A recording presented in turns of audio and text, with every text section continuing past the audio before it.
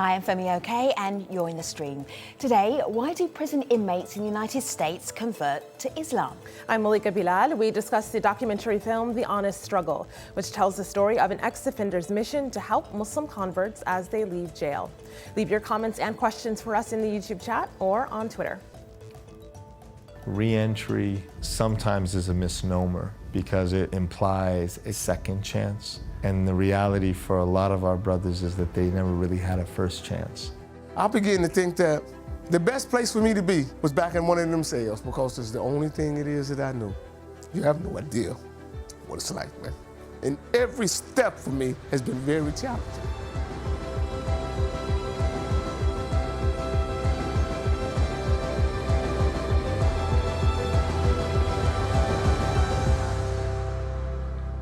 Darrell Davis was just 18 when he was first sent to prison, serving a total of 25 years behind bars. Davis converted to Islam while in jail, taking on the name Sadiq, or truthful, as part of an attempt to leave his previous lifestyle behind. But living his truth and rebuilding a life outside the prison walls presented its own difficulties. In The Honest Struggle, Davis shares his story of returning to the Chicago streets that once led him to prison. And his story, one of faith and overcoming hardship, is not unique. Hundreds of thousands of inmates in the United States have found a sense of community and solace in Islam, with some studies estimating that Muslims comprise about 10 to 15% of all American prisoners. So what are some of the challenges that former and current inmates encounter as they navigate their faith? We're pleased to welcome Sadiq Davis to the stream to help us explore that question. Also with us, Justin Mashouf is a Los Angeles-based filmmaker and the director of The Honest Struggle. And in the U.S. state of Connecticut, Imam Zaid Shakir is an Islamic scholar and senior faculty member at Zaytuna College in Berkeley, California. Welcome to the stream, everyone. It's good to have you here. Thank you so much. Sadiq. Hello. Hello, Sadiq. There was a moment when you decided you were going to convert to Islam. Tell us about that moment. How did you get there? Well, I began to realize that no matter what it is that I was doing, it just wasn't working out for me. You know, no matter how it is that I tried to do it, it just wasn't working out for me. So I thought maybe if I do a little bit more studying and get off into Islam, maybe I would begin to find some answers to why I was being subjected to things it is I was being subjected to. So I just pushed it and talked with some more brothers inside prison, and they began to help me understand the Quran and the alphabet and things of that nature. So, you know, it set me free. You know, it gave me a sense of peace that I'd never experienced before in my life. So there was something about the Quran that attracted you, that drew you in, or was it the brothers in prison that drew you in? Well, it was Islam that freed me. The brothers helped give me some direction. You know, the brothers told me why it was so important to maintain, why it was so important to keep studying, why it was so important to look at how it is that I used to live and recognize the fact that it was inhumane. And that's the reason why I was going through so many internal changes, because I didn't recognize my own condition. You know, the Quran teaches you, Allah subhanahu wa ta'ala don't begin to change the conditions of a people until they change what is within themselves. So having read that, I realized that I had to let some things go in order to find out the truth about who it is that I was and how I was supposed to be living as a human being.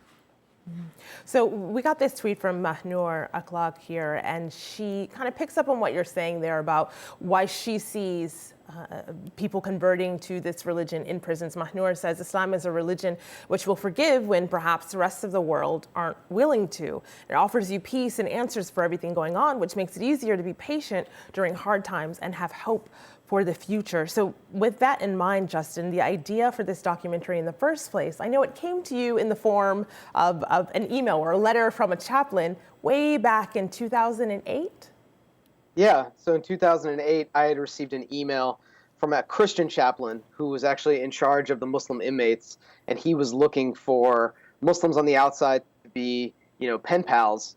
And it was just such a stretch that he found my email on the internet. And I, as a documentary filmmaker, said immediately, you know, started researching the subject. I just took on so many other brothers that were locked up through his network, through some of my own network. And I was in touch with, you know, about a half dozen.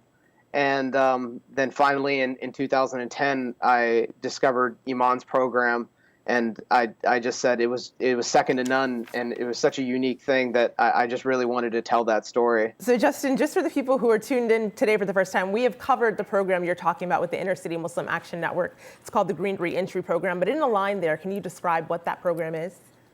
Yeah, sure. So the Green Reentry Program essentially identifies positive role models within the prison that are prisoners that are coming out, to give them a safe space to live, and then also, in addition, give them green rehabilitation skills and construction. So they are rehabilitating dilapidated homes in the south side of Chicago that have been foreclosed on, and they do solar paneling, they do recycled flooring and materials, and kind of giving the ideas to give kind of cutting edge job skills, so that way people can kind of get on their feet and become self-sufficient.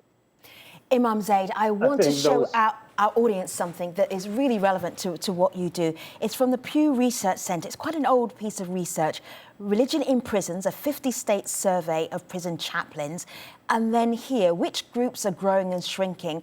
Top of the list, Muslims growing or staying the same in prison. Why do you think that is? What do you think it is about Islam that actually attracts people in prison to think that there's something there that might help their journey? Right. I think there are a number of issues. First of all, for a lot of people, this isn't universal. For a lot of people, Islam is a protest religion. It's a protest against oppression. It's a protest against conditions that are sometimes cruel and unforgiving.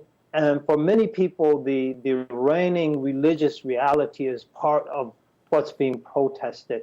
And so Islam becomes sort of an alternative. For everyone, I think that's for many people. I think it's universal that Islam gives a person dignity by empowering that person, empowering the person through literacy. I know many Muslims who were incarcerated, the first book that they read cover to cover in their life was the Quran.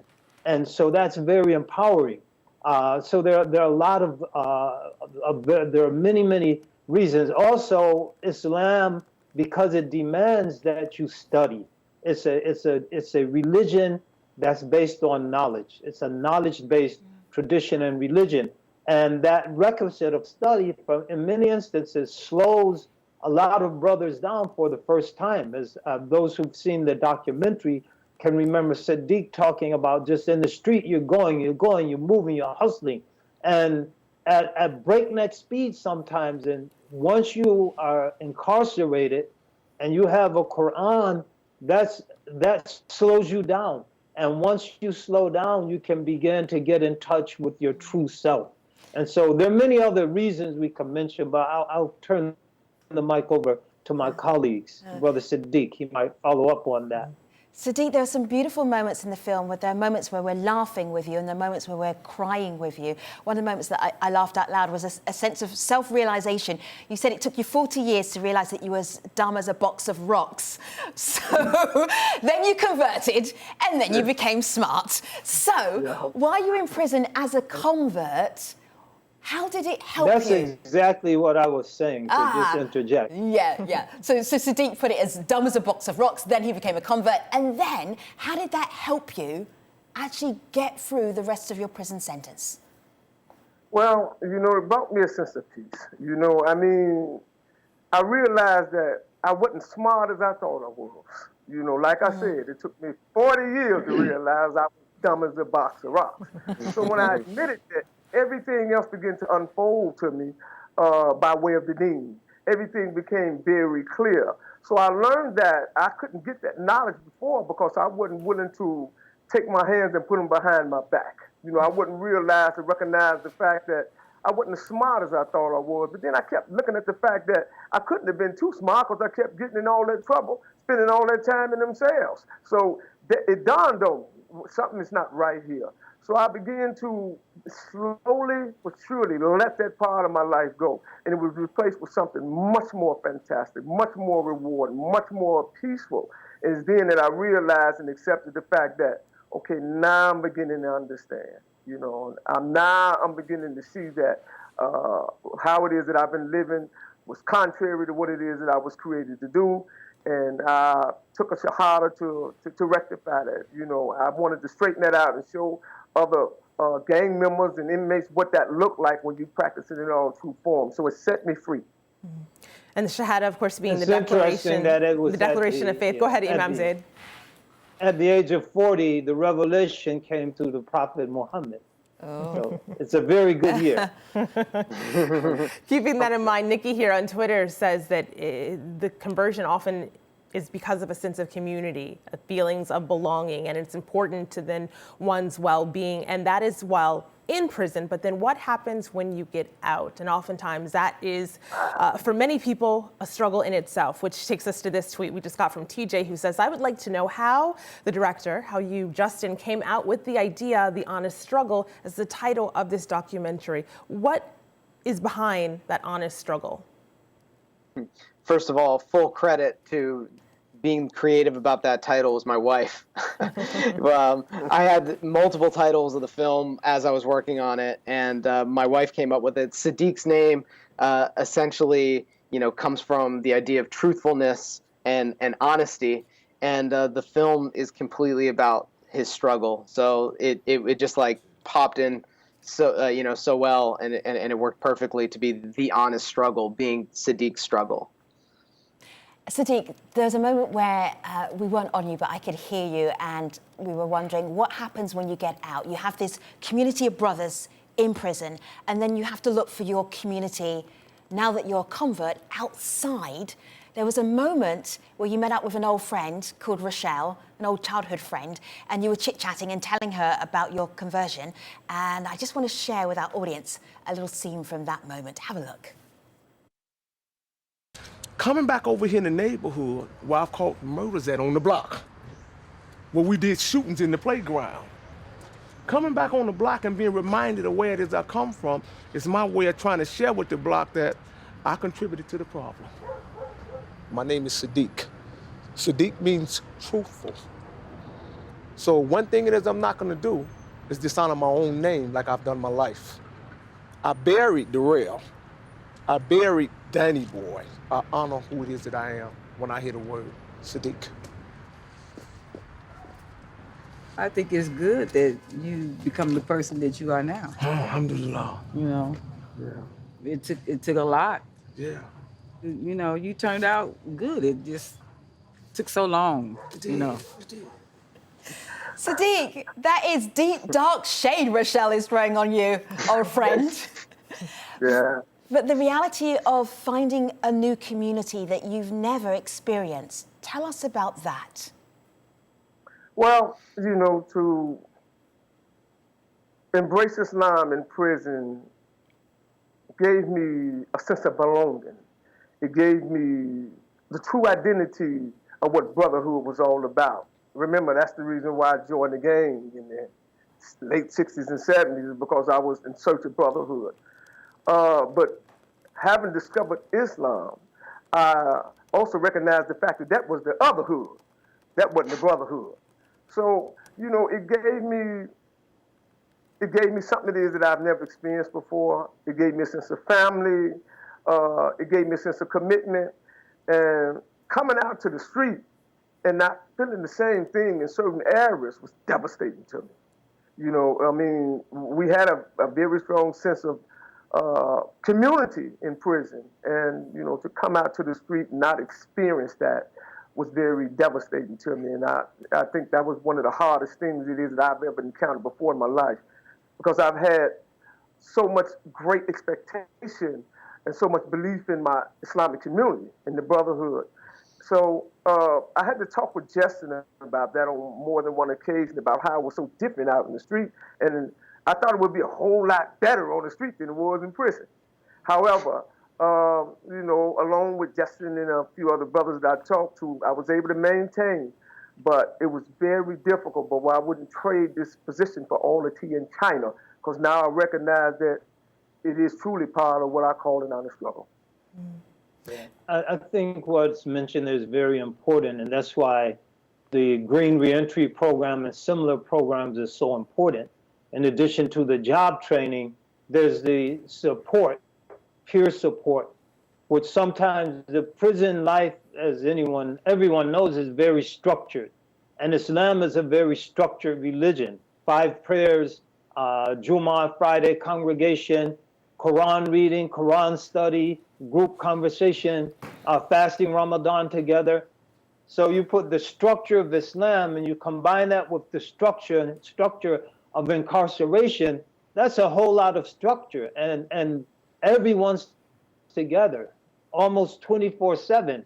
You come out into the street, and this is from my experience working inside of the prisons and also in an inner city community, imam in an inner city community where we had people reintegrating back into the community. That structure in many instances is completely gone. You might find it at the morning prayer, the Fajr prayer, where a decent number might come together. Then everyone's going to work. This one's going to work. This one's going to take the kids to school. This one's going to do this, that, and the other. And you might not get together until Jummah, the Friday prayer. And so having programs where there's a sense of continuity in terms of that structure, in terms of a support group, in terms of job training to assist the process of fully reintegrating back into society is absolutely important. And I'm so happy for Sadiq that he was able to find that opportunity in the context of the Green Reentry program. Mm.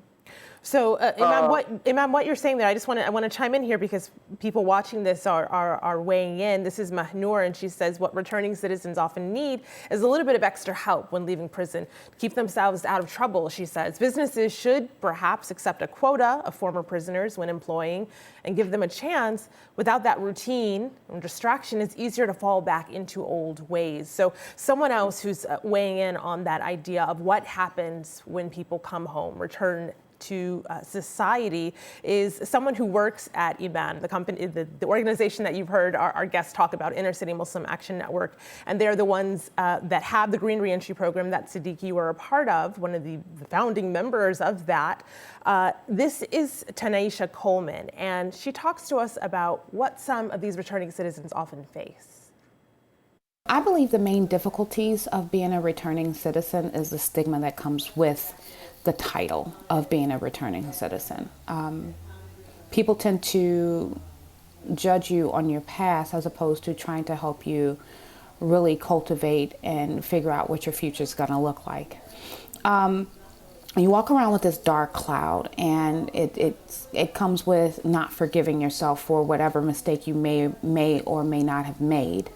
But I think it's really important as a returning citizen to really see your future self, to forgive yourself for your past, and to look at how you can be a better person in the future. So Justin, as the filmmaker behind this, were you surprised at that difficulty, or is that the reason you decided to tackle this? Yeah, I mean, it was definitely one of the reasons I decided to tackle it. If you look at the statistics on reentry, it's just absolutely, disappointing and depressing, frankly. And I see, organizations like Iman, their contribution is so crucial.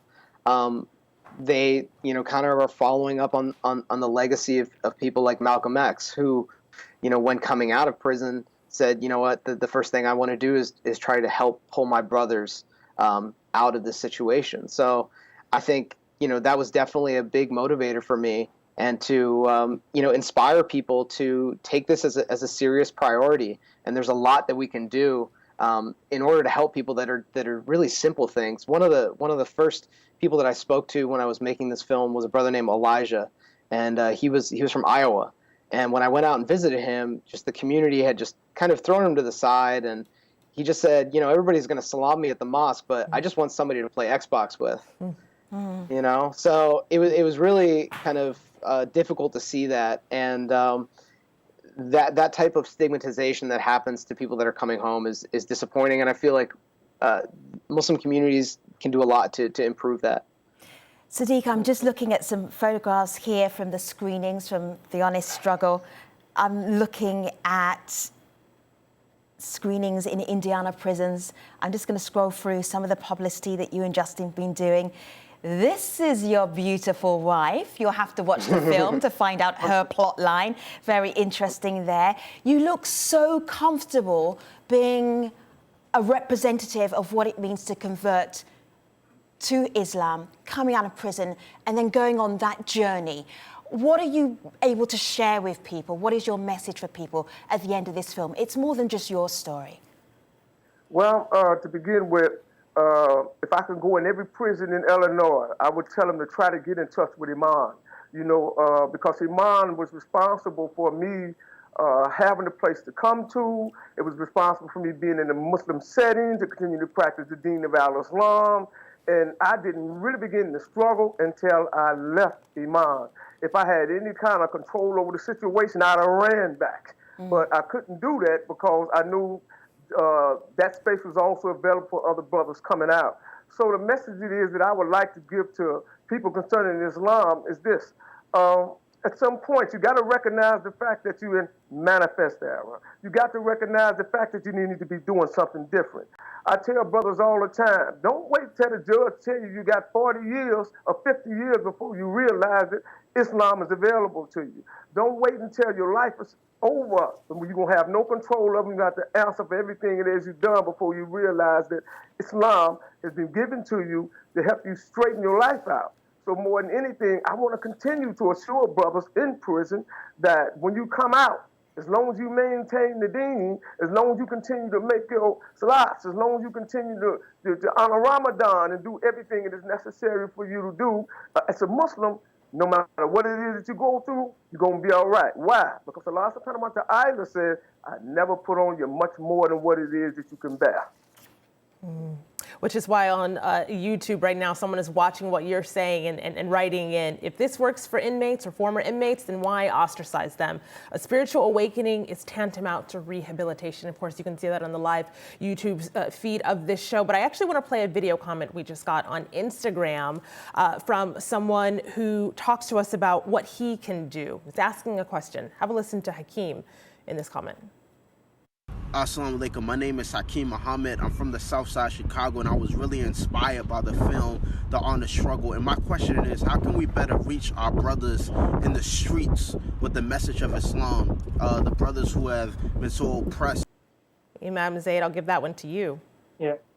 Well, what we used to do in New Haven, Connecticut, amongst other things, is we had a van. We called it the Dawah Mobile, and we put some speakers on the roof of the van, and we put a PA system that was powered by the cigarette lighters, and we would go through the streets and pull up wherever there was a crew of brothers, and we get out and we just talk to the brothers and embrace them and encourage them. And many times there would be people who weren't Muslims. Sometimes there were people who were Muslims who would start coming to the masjid. I think we have to open the doors of the masjid.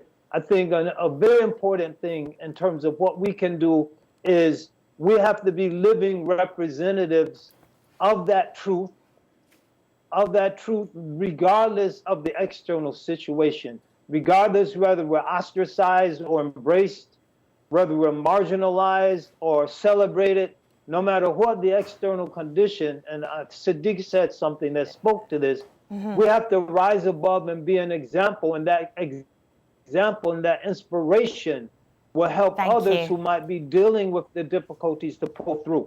Imam I know Zaid. some beautiful brothers that are like saints who came through that prison system, and nothing Thank you so much, Imam that they Zaid. encountered on the outside was going to stop them. Okay. Imam Zaid, no apologies needed. Speaking truth right here on the stream. Imam Zaid, Sadiq, Justin, thank you very much for being on the stream. We cannot talk about this film without telling you where to see it, and you can see it wherever you are in the world. Justin is in full promo mode right here, so you can see it on iTunes. And also, if you go to the website of The Honest Struggle, you will see it on Amazon Instant Video and also on iTunes, and also a pivot share around the world and coming soon to Google Play. Thank you very much, gentlemen. It's such a pleasure having you on the stream today. Now, this show is not just thrown together. We put it together with an incredible crew. One of our incredible crew, one of our family, is Maddie Finkel, who is leaving today. So, Malika, how do we see her? Let's cut to the control room. I would like that. All right, so let's cut to the control room so we can give Maddie a big thank you We'll and miss a you, round of Maddie. applause. Even our guests are applauding too. Maddie Finkel, we will miss you. We love you very much. Thank you for helping us make the stream. See you next time without Maddie.